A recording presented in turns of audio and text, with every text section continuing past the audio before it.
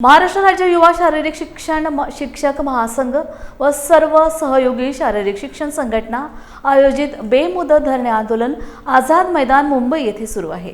प्रमुख मागण्या 2 जानेवारी 2026च्या शासन निर्णयानुसार जिल्हा परिषद केंद्र स्तरावरील शारीरिक शिक्षकांची पदे 100% पवित्र पोर्टल टेट परीक्षा मधून पहिल्या टप्प्यात भरण्यात यावीत। पवित्र पोर्टल टेट 2025 भरती प्रक्रिया तातडीने पूर्ण करण्यात यावी अशी मागणी करण्यात आली आहे।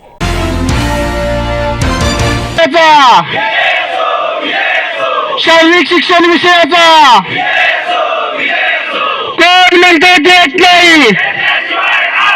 आपल्या परीक्षेसंदर्भात आणि आपल्या जागेसंदर्भात पहिली मीटिंग झाली 22 फेब्रुवारी 2025।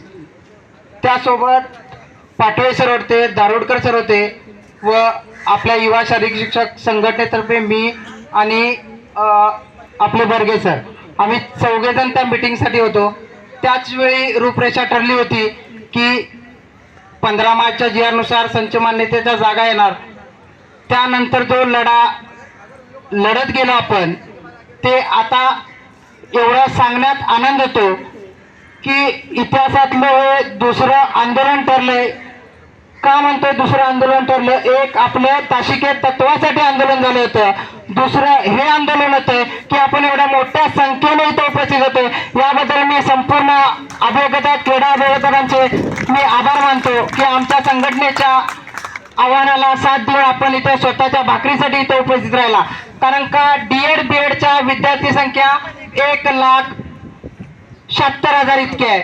आपण मोजकेच 3,000 आहे, पण आपण 300च्या संख्येने इथे उपस्थित राहिलो, हे आपल्यासाठी अभिमानाची गोष्ट आहे।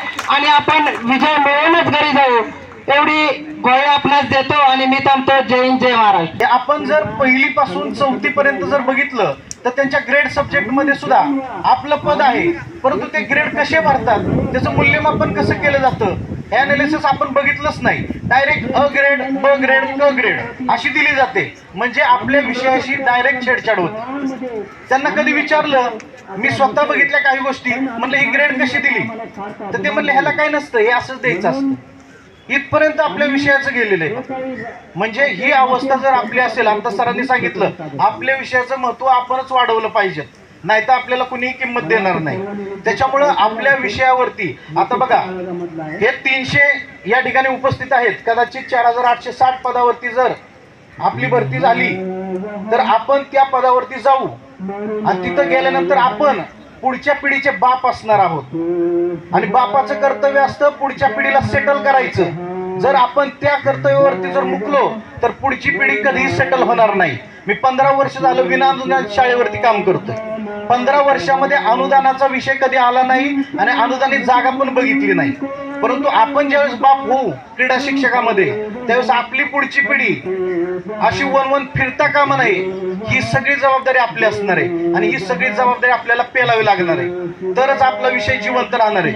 आपल्या विषयाला जर जिवंत ठेवायचं असेल तर बाकीच्या विषयांपेक्षा आपला विषय किती महत्वाचा आहे आपण विद्यालयामध्ये नेहमीच दाखवून दिलं पाहिजे।